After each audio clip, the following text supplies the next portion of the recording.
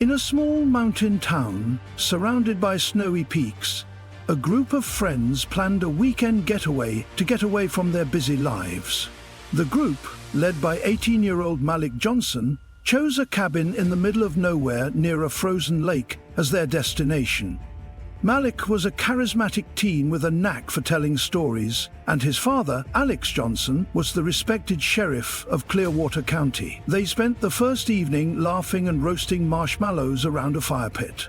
The snowy landscape reflected the warm glow of the flames, making for a picture-perfect scene. They told jokes and played games, and their laughter reverberated through the trees. A police car slowly pulled onto a narrow trail near the cabin. Officer Roy Peterson, a strict man who was known for going too far, killed the engine with the help of his partner. Officer Seaman Lewis Peterson stepped outside, his boots crunching on the frost-covered ground. The police walked up to the group without notice, their flashlights shining through the darkness. The happy mood was broken by Peterson's stern voice. "What are you boys doing out here?" he asked, his eyes tightening on Malik.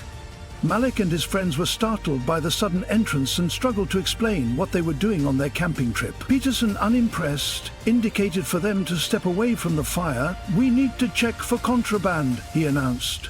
Teenagers looked at each other confusedly as Peterson quickly reached for Malik's backpack, but they did what he said.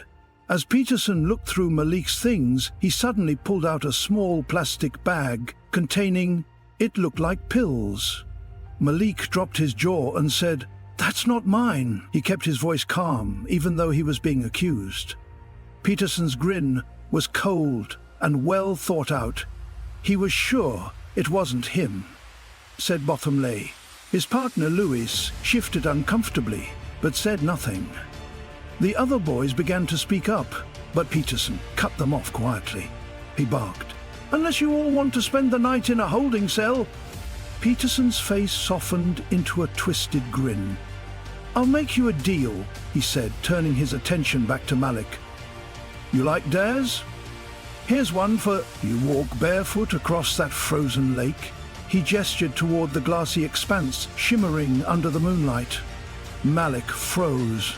"You can't be serious," he replied, his breath visible in the freezing air. "Oh, I'm very serious," Peterson said, his grin widening. "Or we can take this little baggie down to the station." The boys tried to reason with him, but Peterson remained unmoved. Malik glanced at his friends, who looked as helpless as he felt after a tense silence. Malik sighed and began removing his boots and undue socks, his hands shaking from the cold and the pressure of the moment, the icy ground. Bit into his bare feet as he stepped toward the lake. Each step across the frozen surface was agony, the cold seeping into his bones. His friend shouted for him to stop, but Malik pressed forward, determined not to give Peterson the pleasure of seeing him break. The ice creaked ominously beneath him. Peterson, standing on the shore, watched with a smug expression. "Keep going," he taunted. Suddenly a loud crack split the air. Malik froze, fear flashing across his face before he could react. The ice beneath him gave way, plunging him into the frigid water. His friend screamed as he disappeared beneath the surface.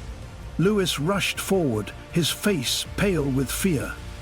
"We have to get him out, he yelled. Peterson hesitated, but finally moved to help. Together they pulled Malik from the icy water, shivering violently. Malik collapsed onto the shore, his lips blue and his breath coming in shallow gasps.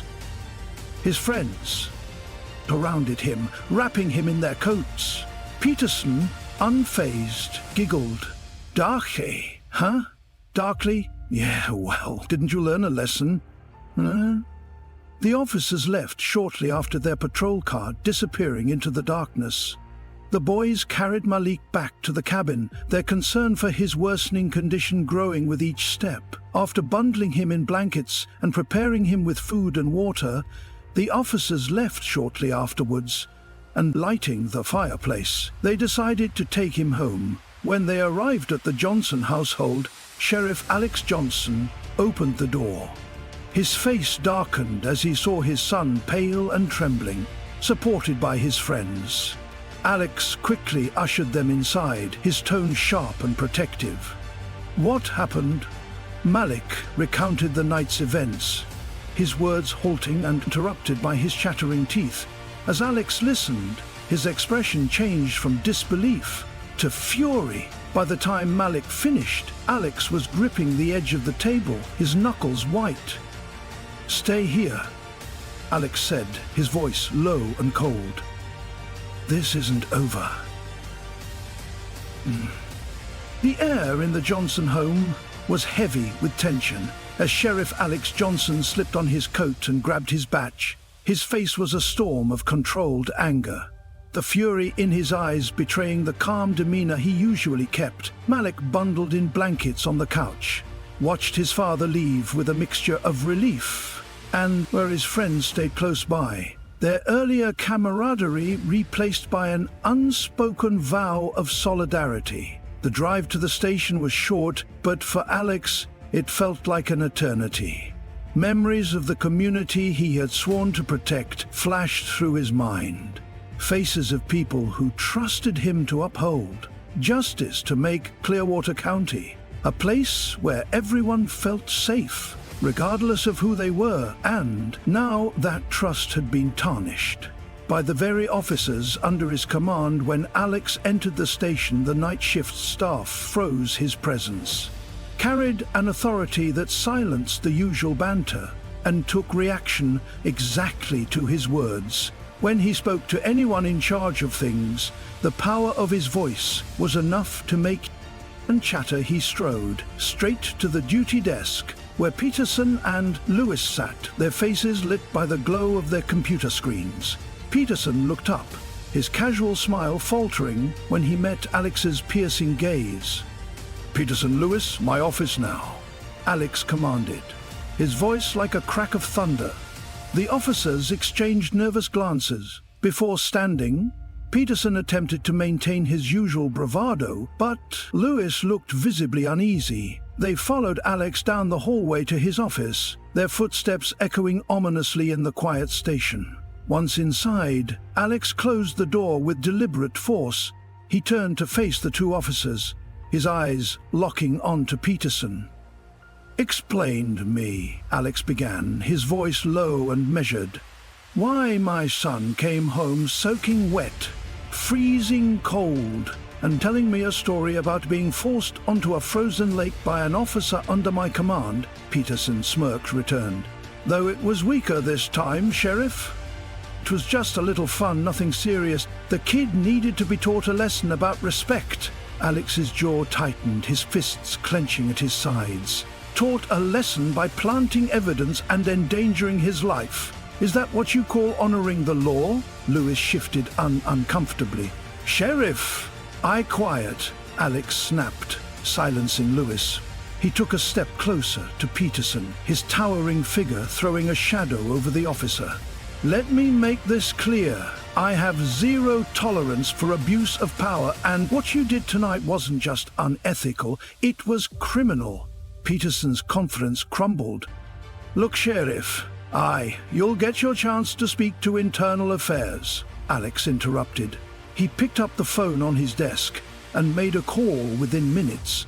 Two inspectors from the county's oversight committee arrived, their notebooks in hand, and expressions grim as Peterson and Lewis were led out of the office. Alex's thoughts returned to Malik. His son could have died tonight, not just because of the freezing water, but because of the blatant misuse of authority by someone he trusted to protect others.